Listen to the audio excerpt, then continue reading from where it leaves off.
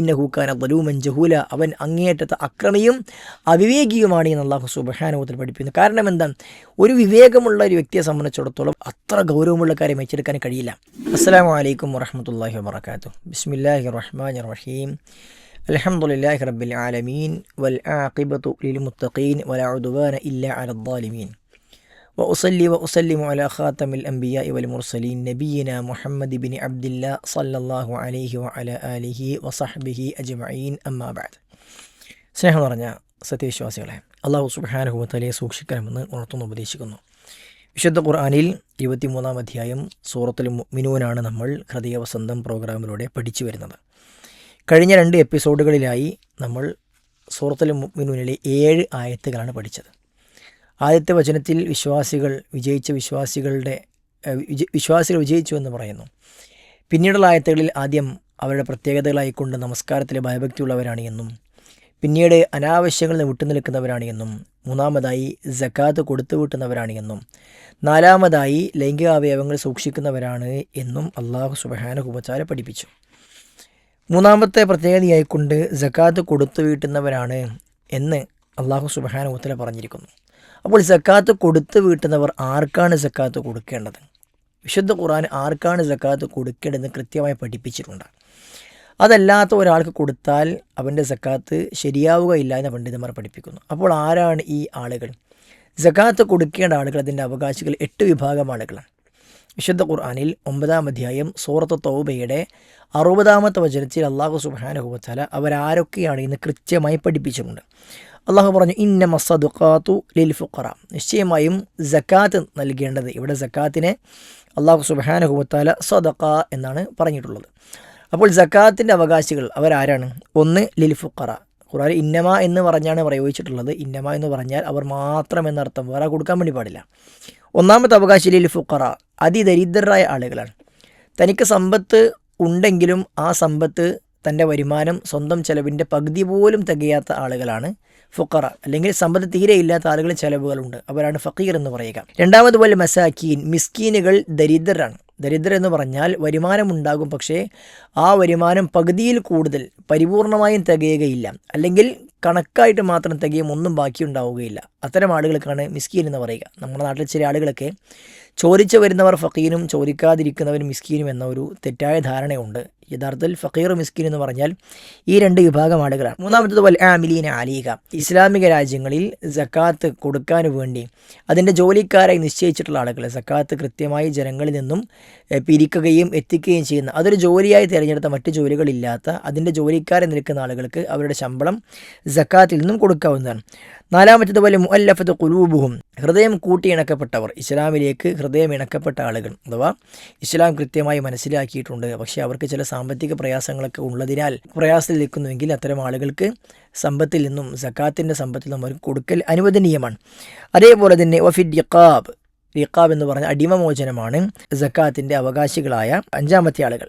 വൽ ഗാരിമീൻ, ഗാരിമീൻ എന്ന് പറഞ്ഞാൽ കടം കൊണ്ട് വലഞ്ഞ ആളുകൾ, അഥവാ തനിക്ക് കടമുണ്ട്, ആ കടം തൻ്റെ വരുമാനം കൊണ്ട് കൊടുത്തു വീട്ടാൻ കഴിയാതെ ബുദ്ധിമുട്ടി നിൽക്കുന്നവരാണ് ഇതിൻ്റെ ആളുകൾ. അതല്ലാതെ കടമുള്ള എല്ലാ ആളുകളും ഈ സക്കാത്തിൻ്റെ പരിധിയിൽ പെടുകയില്ല. എനിക്ക് കടമുണ്ട്, എനിക്ക് വരുമാനവുമുണ്ട്, ഞാൻ 2 വർഷം കൊണ്ടൊക്കെ കൊടുത്തു വീട്ടാം എന്ന ഒരു കരാറിലാണ് വാങ്ങിയത്, എനിക്കത് കൊടുത്തു വീട്ടാൻ വേണ്ടി കഴിയും, എങ്കിൽ ഞാൻ സക്കാത്തിൻ്റെ അവകാശിയല്ല. നേരെ മറിച്ച് ഞാൻ കടം വാങ്ങി, പക്ഷേ എനിക്കെൻ്റെ സമ്പത്ത് കൊണ്ട്, വരുമാനം കൊണ്ട് കടം കൊടുത്തു വീട്ടാനേ കഴിയാതെ അതുകൊണ്ട് കുടുങ്ങി നിൽക്കുകയാണ്. അത്തരം ആളുകൾക്ക് അവരുടെ കടം വീട്ടാൻ വേണ്ടി സക്കാത്തിൻ്റെ പണത്തിൽ നിന്നും കൊടുക്കാവുന്നതാണ്. 6-ാമത്തേത് വഫീ സബീലില്ല, അള്ളാഹുവിൻ്റെ മാർഗത്തിൽ എന്നാണ്. അഥവാ അള്ളാഹുവിൻ്റെ മാർഗത്തിൽ ജിഹാദിനിറങ്ങുന്ന, യുദ്ധത്തിനിറങ്ങുന്ന, തൻ്റെ ജോലിയൊക്കെ മാറ്റിവെച്ച് ദീനിനു വേണ്ടി പോരാടാൻ ഇറങ്ങുന്ന ആളുകൾക്ക് അവരുടെ ആവശ്യങ്ങൾക്ക് വേണ്ടി സക്കാത്തിൻ്റെ പണത്തിൽ നൽകാം. അതല്ലാതെ ഫീസബില്ല എന്ന് പറഞ്ഞുകൊണ്ട് എല്ലാ ഇസ്ലാമിൻ്റെ മാർഗത്തിലുള്ള പള്ളികളും പോലൊക്കെ കൊടുക്കുന്ന ആളുകളൊന്നും ശരിയായ നിലപാടില്ല.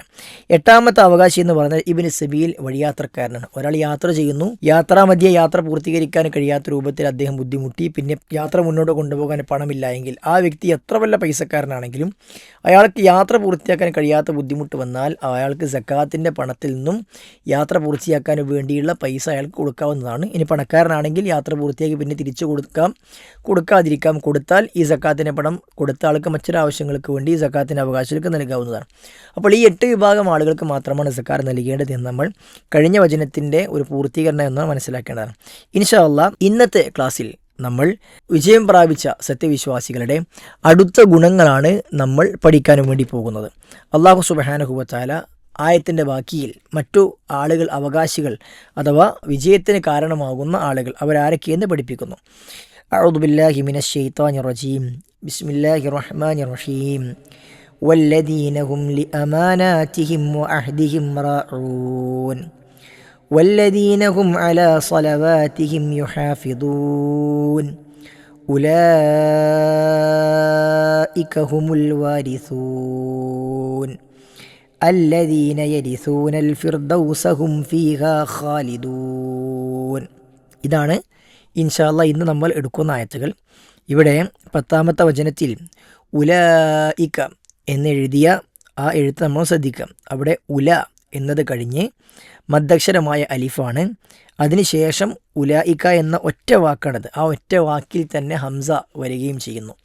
മദ്ദക്ഷരത്തിന് ശേഷം അതേ വാചകത്തിൽ തന്നെ ഹംസ വന്നാൽ അവിടെയുള്ള മദ്ദിന് അൽ മദ്ദുൽ മുത്തസിൽ എന്നാണ് പറയുക, അഥവാ ചേർത്തി പറയുന്നതായ മദ്. അപ്പോൾ അത് വളരെ നീട്ടി 6 മാത്ര വരുന്ന രൂപത്തിൽ നീട്ടി നമ്മൾ ഓതണം. ഉലൈക എന്ന് തന്നെ ഓതണം. അതല്ലാതെ ഉലൈക എന്ന് തീരെ നീട്ടാത്ത രൂപത്തിൽ ഓതുന്നത് തെറ്റായ പാരായണമാണ്.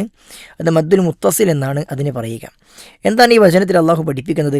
വല്ലദീന ഹും, വീണ്ടും നേരത്തെ പറഞ്ഞ പോലെ ആവർത്തിക്കുന്നു, അക്കൂട്ടർ. അവർ ആരാണ്? ലി അമാനാതിഹിം, അവരുടെ അമാനത്തുകൾ, വ അഹദിഹിം, അവരുടെ കരാറുകൾ, റാഊൻ, അത് പൂർത്തീകരിക്കുന്നവരാണ്. അമാനത്ത് എന്ന് പറഞ്ഞാൽ വിശ്വസിച്ചേൽപ്പിച്ച മുതലാണ്. വിശ്വസ്തത എന്നാണ് അമാനത്ത് എന്ന പദത്തിൻ്റെ അർത്ഥം. അപ്പോൾ ആ അമാനത്തും അഹദ് എന്ന് പറഞ്ഞാൽ കരാർ, ഇത് രണ്ടും കൊടുക്കുന്നവരാണ്. അഹദ്, വഅദ്, വഈദ് എന്നീ 3 പദങ്ങൾ ആളുകൾ പരസ്പരം അർത്ഥം മാറി പറയാറുണ്ട്. അഹദ് എന്ന് പറഞ്ഞാൽ കരാറാണ്, വഅദ് എന്ന് പറഞ്ഞാൽ വാഗ്ദാനമാണ്, വഈദ് എന്ന് പറഞ്ഞാൽ താക്കീതാണ്. ഇത് 3 നമ്മൾ പരസ്പരം മാറിപ്പോകാൻ സൂക്ഷിക്കണം. പിന്നീട് അള്ളാഹു പറയുന്നു, വല്ലദീനഹും അലാ സ്വലവാതിഹിം യുഹാഫിദൂൻ. വല്ലദീനഹും, അക്കൂട്ടർ യാതൊരു വിഭാഗമാകുന്നു, അലാ സ്വലവാതിഹിം, അവരുടെ നമസ്കാരങ്ങളുടെ വിഷയത്തിൽ. 2-ാമത്തെ ആയത്തിൽ സ്വലാത്തിഹിം എന്നാണ് പറഞ്ഞത്, ഇവിടെ സ്വലവാത്തിഹിം എന്നാണ് പറഞ്ഞത്. പാരായണത്തിൽ അതിലെ വ്യത്യാസം നമ്മൾ ശ്രദ്ധിക്കണം. ഒരേപോലെ പാരായണം ചെയ്യരുത്. സ്വലാത്ത് എന്ന് പറഞ്ഞാൽ ഏകവചനമാണ്, സ്വലവാത്ത് എന്നത് അതിൻ്റെ ബഹുവചനമാണ്. അപ്പോൾ അവരുടെ നമസ്കാരങ്ങൾ യുഹാഫിദൂൻ, അത് കാത്തു സൂക്ഷിക്കുന്നവരാണ് എന്നാണ്. നമസ്കാരം അത് ഒരിക്കലും ഭംഗം വരാത്ത രൂപത്തിൽ കൃത്യമായി കാത്തു സൂക്ഷിക്കുന്നവരാണ്, സംരക്ഷിക്കുന്നവരാണ് വിജയം വരിച്ച സത്യവിശ്വാസികൾ. ഇതാണ് ബാക്കി സത്യവിശ്വാസികളുടെ ഗുണമായിക്കൊണ്ട് അല്ലാഹു സുബ്ഹാനഹു വ തആല പഠിപ്പിക്കുന്നത്. അതിനുശേഷമുള്ള വചനത്തിൽ അവർക്കുള്ള നേട്ടങ്ങളാണ് അള്ളാഹു അടുത്ത ആഴ്ചയിൽ പറയുന്നത്. അപ്പോൾ എന്താണ് ഈ അവസാനം പറഞ്ഞ 2 അവരുടെ പ്രത്യേകതകൾ? ഒന്ന്, അമാനത്ത് കൊടുത്ത് കാത്തു സൂക്ഷിക്കുന്നവരാണ് അവർ എന്നാണ്. അമാനത്ത് എന്ന് പറഞ്ഞാൽ വിശ്വസ്തത എന്നാണ് അർത്ഥം. വിശ്വസിച്ചേൽപ്പിച്ച മുതലിന് അമാനത്ത് എന്ന് പറയും, വിശ്വസിച്ചേൽപ്പിച്ച സ്ഥാനത്തിന് അമാനത്ത് എന്ന് പറയും. ഇത് വളരെ ഗൗരവത്തിൽ കാത്തു സൂക്ഷിക്കൽ വിശ്വാസികളുടെ മേൽ നിർബന്ധമാണ്. ആ അമാനത്ത് കാത്തു സൂക്ഷിക്കുന്നില്ല എങ്കിൽ നമ്മളുടെ വിശ്വാസം തന്നെ നഷ്ടപ്പെട്ടു പോകാനുള്ള സാധ്യതയുണ്ട്. അല്ലാഹു സുബ്ഹാനഹു വ തആല വിശുദ്ധ ഖുർആനിൽ അമാനത്ത് നിസ്സാരമായ ഒരു കാര്യമായിട്ടല്ല പഠിപ്പിച്ചത്. അല്ലാഹു അമാനത്ത് എന്നതിനെ ഇന്നാ അർളനൽ അമാനത അലസ് സമാവാതി വൽ അർളി വൽ ജിബാൽ, അല്ലാഹു അമാനത്തിനെ ആകാശങ്ങളുടെയും ഭൂമിയുടെയും പർവ്വതത്തിൻ്റെയും മുകളിൽ പ്രദർശിപ്പിച്ചപ്പോൾ ഫഅബൈന അൻ യഹ്മിലഹ, അവരെല്ലാം അത് ഏറ്റെടുക്കാൻ വിസമ്മതിച്ചു. കാരണം അവർക്ക് പേടിയാണ്, അത്രയും ഗൗരവമുള്ള വിഷയമാണത്. വഅശ്ഫഖന മിൻഹ, അതിൽ നിന്നും അവർ പേടിച്ച് പൊട്ടി പോകുമാറ് അവർക്ക് വല്ലാത്ത ഭയമായി കഴിഞ്ഞു. പക്ഷേ വഹമലഹൽ ഇൻസാൻ, മനുഷ്യൻ അതിനെ ഏറ്റെടുക്കുകയുണ്ടായി. ഇന്നഹു കാന ദലൂമൻ ജഹൂല, അവൻ അങ്ങേയറ്റത്തെ അക്രമിയും അവിവേകിയുമാണ് എന്ന് അല്ലാഹു സുബ്ഹാനഹു വ തആല പഠിപ്പിക്കുന്നു. കാരണം എന്താണ്? ഒരു വിവേകമുള്ള ഒരു വ്യക്തിയെ സംബന്ധിച്ചിടത്തോളം അത്ര ഗൗരവമുള്ള കാര്യം ഏറ്റെടുക്കാൻ കഴിയില്ല. അല്ലാഹു സുബ്ഹാനഹു വ തആല പരലോകത്ത് ഏറ്റവും ഗൗരവത്തിൽ ചോദിക്കുന്ന ഒരു കാര്യമാണ് അമാനത്ത്.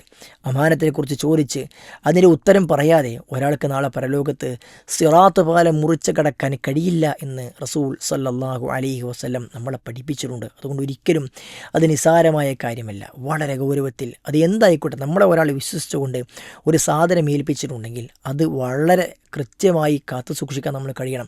ഒരു സ്ഥാനം, അത് ഓഫീസിലാകട്ടെ, നമ്മുടെ ജോലി ജോലിസ്ഥലത്താകട്ടെ, സംഘടനയിലാകട്ടെ, നമ്മുടെ ക്ലാസ്സിലാകട്ടെ, എവിടെയാകട്ടെ ഒരു ഉത്തരവാദിത്തം നമ്മളെ ഏൽപ്പിച്ചാൽ അത് വിശ്വസിച്ചേൽപ്പിച്ച ഒരു ഉത്തരവാദിത്തമാണ്. അതൊരിക്കലും ഭംഗം കാണിക്കുവാൻ വേണ്ടി പാടില്ല. അത് കൃത്യമായി നമ്മൾ പാലിച്ചിട്ടില്ല എങ്കിൽ അതിനെക്കുറിച്ച് അള്ളാഹു ചോദ്യം ചോദിക്കുമ്പോൾ മറുപടി പറയാൻ കഴിയാതെ വിഷമിക്കുന്ന, ഭയപ്പെടുന്ന അവസ്ഥ നമുക്കുണ്ടാകും. ആ അമാനത്തിനെക്കുറിച്ച് കൃത്യമായി മറുപടി പറഞ്ഞാൽ മാത്രമാണ് നമുക്ക് സിറാത്ത് പാലം മുറിച്ച് കടന്ന് സ്വർഗത്തിലേക്ക് എത്താൻ വേണ്ടി കഴിയുക. അതുകൊണ്ട് അമാനത്തിനെ വളരെ ഗൗരവത്തിൽ നമ്മൾ സൂക്ഷിക്കണം. രണ്ടാമത് വഅഹദിഹിം എന്നാണ്, അവർ കാത്തു സൂക്ഷിക്കുന്ന, നിറവേറ്റുന്ന രണ്ടാമത്തെ കാര്യം അഹദ്, കരാറാണ്. കരാറ് പാലിക്കുക എന്നുള്ളത് വിശ്വാസികളുടെ പ്രത്യേകതയാണ്. അമാനത്ത് എന്ന് പറഞ്ഞ വിശ്വസ്തതയാണ്. ആ അമാനത്ത് ഏൽപ്പിക്കുമ്പോൾ അവൻ അമീനാകുന്നത്. പ്രവാചകൻ സല്ലല്ലാഹു അലൈഹി വസല്ലമ നബുവത്തിന് മുമ്പ് തന്നെ അൽ അമീൻ, വിശ്വസ്തൻ എന്ന് വിളിക്കപ്പെട്ട വ്യക്തിയാണ്. കാരണം അമാനത്ത് ഏൽപ്പിച്ചാൽ അത് കണ്ണും പൂട്ടി വിശ്വസിക്കാൻ കഴിയുന്ന ആളായിരുന്നു പ്രവാചകൻ. വിശ്വാസി അങ്ങനെ ആകേണ്ടവന്. വിശ്വാസി ഒരിക്കലും ഒരാളും സംശയത്തിൻ്റെ നിലയിൽ അവനൊരു കാര്യം ഏൽപ്പിച്ചാൽ അവന് പറ്റിക്കും എന്ന് തോന്നാൻ വേണ്ടി പാടില്ല. അടുത്തത് അള്ളാഹു പറയുന്നത് അഹദ് കാത്തു സൂക്ഷിക്കുന്നവർ, കരാറ് പാലിക്കുന്നവരാണ്. ഒരാളോട് നമ്മളൊരു കരാറിൽ ഏർപ്പെട്ടിട്ടുണ്ടെങ്കിൽ ആ കരാർ പരിപൂർണമായും പാലിക്കാൻ നമ്മൾ നിർബന്ധ ബാധ്യതയുള്ളവരാണ്. അത് ആരോട് എന്നില്ല. അത് ഉമ്മയോടാകട്ടെ, ഉപ്പയോടാകട്ടെ, മുതലാളിയോടാകട്ടെ, മുസ്ലിമിനോടാകട്ടെ, അമുസ്ലിമിനോടാകട്ടെ, ശത്രുവിനോട്, ആരോടാകട്ടെ നമ്മൾ കരാറിൽ ഏർപ്പെട്ടിട്ടുണ്ടോ ആ കരാർ പൂർത്തിയാക്കുക എന്നത് വിശ്വാസിയുടെ അടയാളമാണ്. ആ കരാർ പൂർത്തിയാക്കുന്നില്ലെങ്കിൽ വിശ്വാസിയുടെ നേരെ ഓപ്പോസിറ്റ് അവന് മുനാഫിഖായി പോകും. പ്രവാചകൻ സല്ലല്ലാഹു അലൈഹി വസല്ലം ആയത്തുൽ മുനാഫിഖി സലാസ്, മുനാഫിഖിൻ്റെ അടയാളങ്ങൾ, കപട വിശ്വാസ അടയാളം 3 എന്ന്, മറ്റൊരു ഹദീസിൽ 4 എന്ന് പഠിപ്പിച്ചിട്ടുണ്ട്. അതിലൊന്ന് പഠിപ്പിച്ച എന്താണ്? അവനെ സംബന്ധിച്ച് ഇദാ അഹദ ഗദറ, അവൻ കരാറ് അവന് ഏറ്റെടുത്തിട്ടുണ്ടെങ്കിൽ ഗദറ, അവൻ എന്ത് ചെയ്യും? അത് ലംഘിക്കും, ഉറപ്പാണ്. കരാറ് നമ്മൾ ഏറ്റുകഴിഞ്ഞാൽ അത് പരിപൂർണമായും പാലിച്ചിരിക്കണം. ഒരിക്കലും അതിൽ ഒരു ഭംഗവും നമ്മൾ വരുത്താനും വേണ്ടി പാടില്ല. നിങ്ങൾ നോക്കൂ, ഇസ്ലാമിക ചരിത്രമെടുത്ത് പരിശോധിച്ച് നോക്കുമ്പോൾ ഇത് എത്രത്തോളം ഗൗരവപ്പെട്ടതാണ് നമ്മൾ ബോധ്യപ്പെടുത്തുന്ന കുറേ സംഭവങ്ങൾ കാണാൻ കഴിയും. മഹാനായ ഹുദൈഫത്തുൽ യമാൻ റളിയല്ലാഹു അൻഹു, അദ്ദേഹത്തിൻ്റെ പിതാവ് ഹുസൈൽ, അദ്ദേഹത്തിൻ്റെ പിതാവ് ഹുസൈലും കൂടി മക്കയിൽ നിന്ന് മദീനത്തേക്ക് ഹിജ്റ വരുന്ന സമയത്ത് ശത്രുക്കൾ അവരെ തടഞ്ഞു വെച്ചു. ശത്രുക്കൾ തടഞ്ഞു വെച്ചപ്പോൾ അവർ മക്കയിൽ നിന്ന് മദീനയിലേക്ക് പോകാൻ വേണ്ടി അവരോടൊരു കരാറിൽ ഏർപ്പെട്ടു. ഞങ്ങൾ മദീനയിലേക്ക് ഞങ്ങളുടെ സ്വന്തം സംരക്ഷണത്തിന് വേണ്ടി, രക്ഷയ്ക്ക് വേണ്ടി പോകുന്നതാണ്, ഞങ്ങൾ ഒരിക്കലും നിങ്ങൾക്കെതിരെ ഏറ്റുമുട്ടാൻ വരില്ല എന്ന് അവർ മക്കയിലെ മുശ്രിക്കുകളോട് കരാർ ഏർപ്പെട്ടപ്പോൾ അവർ അങ്ങോട്ടേക്ക് അവരെ വിട്ടു. അങ്ങനെ ബദർ യുദ്ധം വന്നു. നമുക്കറിയാം, ബദർ യുദ്ധം ഇസ്ലാം ഏറ്റുമുട്ടിയ ഏറ്റവും ആദ്യത്തെ യുദ്ധമാണ്. മുസ്ലിമുകൾക്കേറെ സഹായം ആവശ്യമായ ശത്രുക്കളുടെ 3/1 മാത്രം മുസ്ലിങ്ങൾ ഉണ്ടായിരുന്ന, ആയുധബലമില്ലാത്ത അവസ്ഥയിലാണ് ബദറിലേക്ക് ഇറങ്ങുന്നത്. അങ്ങനെ ബദർ യുദ്ധത്തിന് ഇറങ്ങാൻ വേണ്ടി പോകുന്ന സമയത്ത് ഈ കരാറ് പ്രവാചകനോട് ചോദിക്കുന്നു, ഇങ്ങനെ കരാറ് ഞങ്ങൾ ഏർപ്പെട്ടിട്ടുണ്ട്, എന്തു ചെയ്യണം? പ്രവാചകൻ സല്ലല്ലാഹു അലൈഹി വസല്ലം അവരോട് തിരിച്ചു പോകാൻ പറഞ്ഞു. കാരണം അത് നിങ്ങളങ്ങനെ കരാറ് ഏർപ്പെട്ടിട്ടുണ്ടെങ്കിൽ ആ കരാർ നിങ്ങൾ പാലിക്കൽ നിർബന്ധമാണ്. ഒരിക്കലും നമ്മൾ ലംഘിക്കാൻ പാടില്ല പഠിപ്പിച്ച് ബദർ യുദ്ധത്തിൽ ഈ സഹാബിക പങ്കെടുക്കാൻ കഴിയാതിരിക്കാൻ ഒരൊറ്റ കാരണം ഈ കരാറിൽ ഏർപ്പെട്ടതാണ്. അതേപോലെ മഹാനായ മുആവിയ റളിയല്ലാഹു അൻഹു, അദ്ദേഹത്തിൻ്റെ ഭരണകാലഘട്ടത്തിൽ റോമക്കാരുമായിക്കൊണ്ട് യുദ്ധത്തിന് പുറപ്പെടുന്ന സമയം ഈ റോമക്കാരുമായിക്കൊണ്ട് മുആവിയ റളിയല്ലാഹു അൻഹു ആദ്യം ഒരു കരാർ ഏർപ്പെട്ടിട്ടുണ്ട്. അവരുമായിക്കൊണ്ട് ഒരിക്കലും ഒരു യുദ്ധത്തിൽ ഏർപ്പെടില്ല എന്ന്, ഏറ്റുമുട്ടൽ ഉണ്ടാകില്ല എന്ന് കരാറിൽ ഏർപ്പെട്ടിരുന്നു. പിന്നീട് ഒരു പ്രത്യേക സാഹചര്യം വന്നപ്പോൾ മുആവിയ റളിയല്ലാഹു അൻഹു റോമക്കാരോട് ഏറ്റുമുട്ടാൻ വേണ്ടി അദ്ദേഹം യുദ്ധസന്നാഹങ്ങളുമായിക്കൊണ്ട് പുറപ്പെട്ടു. അങ്ങനെ പുറപ്പെട്ടപ്പോൾ ദൂരദിക്കിൽ നിന്നും വാഹനപ്പുറത്ത് അതിവേഗത്തിൽ മഹാനായ അംർ ബിൻ അബസ റളിയല്ലാഹു അൻഹു കുതിച്ചു വരികയാണ്. ഓടി വന്നുകൊണ്ട് മുആവിയോട് പറഞ്ഞു, മുആവിയ, താങ്കൾ ഇങ്ങനെ ഒരു കരാറിൽ ഏർപ്പെട്ടിട്ടുണ്ട്, കരാറിൽ ഏർപ്പെട്ടാൽ അത് പാലിക്കണമെന്ന് അള്ളാഹുവിൻ്റെ പ്രവാചകൻ സ്വല്ലല്ലാഹു അലൈഹി വസല്ലം പഠിപ്പിച്ചിട്ടുണ്ട്. അതുകൊണ്ട് ഈ യുദ്ധം പാടില്ല. ഇനി അങ്ങനെ യുദ്ധം ചെയ്യുന്നെങ്കിൽ അവരെ നിങ്ങൾ ആദ്യം അറിയിച്ച് ഈ കരാർ ഞങ്ങൾ അവസാനിപ്പിക്കുകയാണെന്ന് പറഞ്ഞ ശേഷം മാത്രമേ യുദ്ധത്തിന് മുതിരാൻ പാടുള്ളൂ എന്ന് അദ്ദേഹം പഠിപ്പിക്കുന്നു. ഇത് കേട്ടപ്പോൾ അള്ളാഹുവിൻ്റെ പ്രവാചകൻ്റെ സഹാബിയായ, അള്ളാഹുവിൻ്റെ പ്രവാചകൻ്റെ ഭാര്യയുടെ സഹോദരനായ ആ മഹാനായ മുആവിയ റളിയല്ലാഹു അൻഹു അത് ഏറ്റെടുക്കുന്നു. പ്രവാചകൻ്റെ ആ ഒരു കൽപ്പനയെ, പ്രവാചകൻ ഹദീസിനെ സ്വീകരിച്ചുകൊണ്ട് യുദ്ധത്തിന് പോകാതെ പിന്തിരിഞ്ഞു പോകുന്നത് കാണാൻ കഴിയും. കാരണം എന്താണ്? അവർ പാലിച്ച കരാറാണ്. അതുകൊണ്ട് സഹോദരിമാരെ കരാറ് പാലിക്കാൻ വേണ്ടി നമ്മൾ അങ്ങേയറ്റം ശ്രദ്ധ ചെലുത്തേണ്ടതുണ്ട് എന്ന് ഓർമ്മിക്കുക. അതേപോലെ തന്നെ ശേഷം അല്ലാഹു സുബ്ഹാനഹു വ തആല പറയുന്ന സത്യവിശ്വാസികളുടെ മറ്റൊരു ഗുണം, വല്ലദീനഹും അലാ സ്വലവാതിഹിം യുഹാഫിദൂൻ, അവർ തങ്ങളുടെ നമസ്കാരം കാത്തു സൂക്ഷിക്കുന്നവരായിരിക്കുമെന്നാണ്. നമസ്കാരം എന്ന് പറഞ്ഞാൽ അല്ലാഹു സുബ്ഹാനഹു വ തആല നമുക്ക് സമയബന്ധിതമായി നിശ്ചയിച്ച ഒരു ഇബാദത്താണ്. ഇന്ന സ്വലാത്ത കാനത്ത് അലൽ മുഅ്മിനീന കിതാബൻ മൗഖൂത, വിശ്വാസികൾക്ക് സമയം നിർണയിച്ച ഒരു നിർബന്ധ പ്രവർത്തനമാണ് നമസ്കാരം എന്നുള്ളത്. ആ നമസ്കാരം സമയത്ത് നിർവഹിക്കാനും പ്രവാചകൻ പഠിപ്പിച്ചു. ഏറ്റവും ഉന്നതമായ പ്രവർത്തനം ഏതാണെന്ന് ചോദിച്ചപ്പോൾ പ്രവാചകൻ സല്ലല്ലാഹു അലൈഹി വസല്ലം സഹാബിയോട് പറഞ്ഞത് അസ്സലാത്തു ലിവഖ്തിഹ, നമസ്കാരം അതിനെ സമയത്ത് നിർവഹിക്കുക എന്നുള്ളതാണ്. ആ നമസ്കാരത്തിൻ്റെ വിഷയത്തിൽ നല്ല ശ്രദ്ധ ഉണ്ടാകണം. തോന്നിയതുപോലെ എപ്പോഴെങ്കിലുമൊക്കെ തോന്നുമ്പോൾ സ്വല്ലിയായി നമസ്കരിക്കേണ്ടതല്ല നമസ്കാരം. അതിൽ കൃത്യമായ സമയം പഠിപ്പിച്ചിട്ടുണ്ട്. പുരുഷന്മാരെ സംബന്ധിച്ചിടത്തോളം പള്ളിയിൽ ബാങ്ക് വിളിച്ചു കഴിഞ്ഞാൽ പള്ളിയിൽ പോയി ജമാഅത്തായിട്ടാണ് അവർ നമസ്കരിക്കുന്നത്. അവർക്കതിൽ യാതൊരു ഇളവുമില്ല. അള്ളാഹുവിന് മുമ്പിൽ പറയാൻ മാത്രമുള്ള വ്യക്തമായ ഉദറുകൾ കാരണങ്ങളുണ്ടെങ്കിൽ അല്ലാതെ അവർക്ക് പാടില്ല. സ്ത്രീകളെ സംബന്ധിച്ചിടത്തോളം പള്ളിയിൽ പോക്ക് നിർബന്ധമില്ല, പക്ഷേ അവർ വീടകങ്ങളിൽ നിന്ന് സമയബന്ധിതമായി നിർവഹിക്കേണ്ടതുണ്ട്. ളുഹ്ർ നമസ്കാരം വൈകിപ്പിച്ച് അനാവശ്യമായി പിന്തിപ്പിച്ച് അസറിനെ തുടക്കത്തിലേക്ക് കൊണ്ടുവച്ച് അവസാനം ളുഹ്ർ നിസ്കരിച്ച് അതേ വുളുവിൽ അസർ നിസ്കരിച്ചുകൊണ്ട് എണീച്ചു പോരുന്ന സ്ത്രീകളൊക്കെ നമ്മുടെ നാട്ടിലുണ്ട്. അത് ശരിയായ നടപടിയല്ല. ഓരോ നമസ്കാരവും അതിൻ്റെ സമയത്ത് തന്നെ വുളു ചെയ്ത് നമസ്കരിക്കുന്ന രീതിയായിരിക്കണം നമുക്കുണ്ടാകേണ്ടത്. അത് ഒരു നിലക്കും നഷ്ടപ്പെടുത്താൻ പാടില്ല. യാത്രയിലാകട്ടെ, മറ്റേത് സന്ദർഭം ICUവിലാണെങ്കിൽ പോലും നമ്മൾക്ക് സാധ്യമാകുന്ന പോലെ നമസ്കരിക്കണം. നിൽക്കാൻ കഴിയില്ലെങ്കിൽ ഇരുന്ന് നിസ്കരിക്കാം, ഇരിക്കാൻ കഴിയില്ലെങ്കിൽ കിടന്ന് നിസ്കരിക്കാം. എങ്ങനെയാണോ സാധ്യമാകുന്നത് ആ സാധ്യമാകുന്ന രൂപത്തിൽ യാത്രയിലും ഒറ്റക്കുള്ള സമയത്തും ഏത് സമയത്തും നമസ്കാരം ഒഴിവാക്കാതിരിക്കാൻ വിശ്വാസികൾ ശ്രദ്ധിക്കും. ആ നമസ്കാരത്തിൽ ശ്രദ്ധയുണ്ടാകാതിരിക്കുക. ചില ആളുകൾ കല്യാണമായി കഴിഞ്ഞാൽ പിന്നെ നിസ്കാരമില്ല. പ്രത്യേകിച്ച് പുതിയ പെണ്ണിനും അതേപോലെ തന്നെ പുതിയ ചെറുക്കനുമൊക്കെ മേക്കപ്പൊക്കെ ഇട്ട് ഒരുങ്ങി നിന്നാൽ പിന്നെ അവർക്കൊന്നും നമസ്കാരമില്ല. കല്യാണ വീട്ടിൽ വിരുന്നിനെത്തുന്ന മുഴുവൻ ആളുകൾക്ക് നമസ്കാരമില്ല. അത്തരം അവസ്ഥയൊക്കെ വളരെ ഗൗരവമാണ്. കോളേജിൽ പഠിക്കാൻ പോയാൽ, സ്കൂളിലേക്ക് പോയാൽ പ്രായപൂർത്തിയായ പെൺകുട്ടികൾക്കും ആൺകുട്ടികൾക്കും നമസ്കാരമില്ലാത്ത അവസ്ഥയുണ്ട്. അതൊക്കെ നമ്മൾ വളരെ ഗൗരവത്തിൽ ശ്രദ്ധിക്കേണ്ടതാണ്. വിശ്വാസികൾ, വിജയിച്ച വിശ്വാസി അടയാളമായി കൊണ്ട് പഠിപ്പിക്കുന്നത് അവർ നമസ്കാരത്തിൽ ശ്രദ്ധയുള്ളവരാണ് എന്നാണ്. അങ്ങനെ അവർ ശ്രദ്ധിച്ചു കഴിഞ്ഞാൽ അവർക്കുള്ള നേട്ടമാണ് അല്ലാഹു സുബ്ഹാനഹു വ തആല അടുത്ത 2 ആയത്തിൽ പഠിപ്പിക്കുന്നത്. ഉലായിക്ക, ഇങ്ങനെ വിശ്വാസികൾ പാലിക്കേണ്ട എല്ലാ ഗുണങ്ങളും പാലിച്ച ആളുകൾ അക്കൂട്ടർ ഹും, അവർ തന്നെയാണ് അൽ വാരിസൂൻ, അനന്തരമെടുക്കുന്നവർ. അനന്തരാവകാശികൾ അവർ തന്നെയാണ്. എന്താണ് അവർ അനന്തരമെടുക്കുന്നത്? അല്ലദീന, യാതൊരു കൂട്ടർ, യരിസൂന, അവർ അനന്തരമെടുക്കുന്നു അൽ ഫിർദൗസ്, അവർക്ക് അനന്തരമായി കിട്ടുന്നത് എന്താണ്? അൽ ഫിർദൗസ്. അത് സ്വർഗത്തിലെ ഉന്നത സ്ഥാനമാണ്. ഹും, അവർ, ഫീഹ, അതിൽ അഥവാ ഫിർദൗസിൽ, ഖാലിദൂൻ, നിത്യവാസികളായിരിക്കും എന്നാണ്. അപ്പോൾ ഈ ഗുണങ്ങൾ നേടിയെടുത്ത അഥവാ നമസ്കാരത്തിൽ ഭയഭക്തിയുള്ള, അനാവശ്യങ്ങളെ വിട്ടുനിന്ന, സക്കാത്ത് കൊടുത്ത് വീട്ടിയ, ഗുഹ്യാവയം കാത്തു സൂക്ഷിച്ച, അമാനത്ത് കാത്തു സൂക്ഷിച്ച, കരാറ് കാത്തു സൂക്ഷിച്ച, നമസ്കാരം കൃത്യമായി സൂക്ഷിച്ച ഈ 7 ഗുണങ്ങളുള്ള സത്യവിശ്വാസികളെ സംബന്ധിച്ചിടത്തോളം ആ ആളുകൾ ഹുമുൽ വാരിസൂൻ അല്ലദീന യരിസൂന അൽ ഫിർദൗസ്, സ്വർഗം ഫിർദൗസ് അനന്തരമായി കിട്ടുന്നവരാണ് എന്നാണ്. ഫിർദൗസ് എന്നത് സ്വർഗത്തിലെ ഏറ്റവും ഉന്നതമായ ഒരു സ്ഥാനമാണ്. പ്രവാചകൻ സല്ലല്ലാഹു അലൈഹി പഠിപ്പിച്ചു, ഇദാ സലുല്ലാഹൽ ജന്ന, സ്വർഗത്തെക്കുറിച്ച് ചോദിക്കുന്നുവെങ്കിൽ സലുല്ലാഹൽ ഫിർദൗസ്, നിങ്ങൾ റബ്ബിനോട് ഫിർദൗസിനെ ചോദിക്കണം. കാരണം ഫഇന്നക അഅലൽ ജന്ന വ ഔസതുക, സ്വർഗത്തിൻ്റെ ഏറ്റവും ഉന്നതിയിലുള്ളതും അതിൻ്റെ മധ്യഭാഗത്തുള്ളതും അത് ഫിർദൗസാണ് എന്ന് അല്ലാഹു സുബ്ഹാനഹു വ തആല നമ്മളെ പഠിപ്പിക്കുകയാണ്. അപ്പോൾ സ്വർഗത്തിൻ്റെ നിർമ്മിതി എന്ന് പറഞ്ഞാൽ അത് ഒരു മിനാരം പോലെയോ അല്ലെങ്കിൽ പിരമിഡിൻ്റെ പോലെയോ ഒക്കെ ആയിരിക്കാം. അഥവാ മധ്യഭാഗവും ഉന്നതവും നടുവിലായി നിൽക്കുന്നൊരവസ്ഥാവിശേഷത്തിലായിരിക്കും സ്വർഗത്തിൻ്റെ എടുപ്പ് എന്ന് നമുക്കതിൽ നിന്ന് മനസ്സിലാക്കാൻ കഴിയും.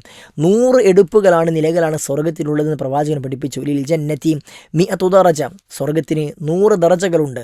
ഓരോ ദറജകൾ ഒരു നിലയിൽ അടുത്ത നിലയിലേക്കുള്ള ദൂരമെന്ന് പറഞ്ഞാൽ 100 വർഷത്തെ വഴി ദൂരമാണെന്നൊരു ഹദീസിലും ആകാശഭൂമികൾക്കിടയിൽ അത്രയും ദൂരമാണെന്ന് മറ്റൊരു ഹദീസിലും പ്രവാചകൻ പഠിപ്പിച്ചിട്ടുണ്ട്. അത്തരം 100 നിലകളുള്ള സ്വർഗം, അതിൻ്റെ 100ാമത്തെ ഏറ്റവും ഉന്നതിയിലുള്ള നിലയാണ് ഫിർദൗസ്. ആ ഫിർദൗസിൻ്റെ മുകളിൽ നിന്നാണ് സ്വർഗീയ നദികൾ പൊട്ടിയൊഴുകുന്നത്. അതിൻ്റെ മുകളിലാണ് അല്ലാഹു സുബ്ഹാനഹു വ തആലയുടെ അർശുള്ളത്. ആ ഫിർദൗസിലാണ് പ്രവാചകന്മാരും സിദ്ദീഖുകളും ശുഹദാക്കളും സ്വാലിഹുകളും ഒക്കെ വസിക്കുന്നത്. ആ ഫിർദൗസിലായിരിക്കണം നമ്മൾ പ്രവേശിക്കാൻ ആഗ്രഹിക്കേണ്ടത്. അതുകൊണ്ട് തന്നെ ചോദിക്കുമ്പോൾ ആ ഫിർദൗസ് ചോദിക്കണം. ആ ഫിർദൗസ് കിട്ടുന്ന ആളുകളാണ് ഈ പറയപ്പെട്ട 7 ഗുണങ്ങൾ കാത്തു സൂക്ഷിച്ച, വിജയം കൈവരിച്ച വിശ്വാസികളെന്ന് പ്രവാചകൻ സല്ലല്ലാഹു അലൈഹി വസല്ലം പഠിപ്പിക്കുന്ന സ്വർഗമെന്ന് പറഞ്ഞാൽ അത് ഒരുപാട് സൗകര്യങ്ങളുള്ള ഉന്നതമായ സ്ഥാനമാണ്. ആ സ്ഥാനത്തേക്ക് എത്താൻ വേണ്ടിയായിരിക്കണം നമ്മൾ പരിശ്രമിക്കേണ്ടത്. ആ ഫിർദൗസ് കിട്ടാനുള്ള മാർഗമായി കൊണ്ടാണ് ഈ സൂറത്തിൻ്റെ തുടക്കത്തിലെ വചനങ്ങളിൽ ഈ കാര്യങ്ങൾ പഠിപ്പിക്കുന്നത്. അതുകൊണ്ട് ഈ കാര്യങ്ങളൊക്കെ 7 ഗുണങ്ങൾ നമ്മൾ നേടിയെടുത്ത് സ്വർഗത്തിൽ ഫിർദൗസ് കിട്ടുന്നവരെ നമ്മൾ മാറുക. ആ നിലക്ക് അല്ലാഹു സുബ്ഹാനഹു വ തആല അല്ലാഹുമ്മ ഇന്നി അസ്അലുക്കൽ ഫിർദൗസ്, അല്ലാഹുവേ ഞാൻ നിന്നോട് ഫിർദൗസിനെ ചോദിക്കുന്നുവെന്ന് കൃത്യമായി കൊണ്ട് പ്രാർത്ഥിക്കുന്നവരെ നമ്മൾ മാറുക. അല്ലാഹു സുബ്ഹാനഹു വ തആല നമുക്കെല്ലാം സ്വർഗം നൽകി ഫിർദൗസ് നൽകി അനുഗ്രഹിക്കുമാറാകട്ടെ. വസല്ലല്ലാഹു അലാ മുഹമ്മദിൻ വഅലാ ആലി മുഹമ്മദ് വൽഹംദുലില്ലാഹി റബ്ബിൽ ആലമീൻ. വസ്സലാമു അലൈക്കും വറഹ്മത്തുള്ളാഹി വബറകാതുഹു.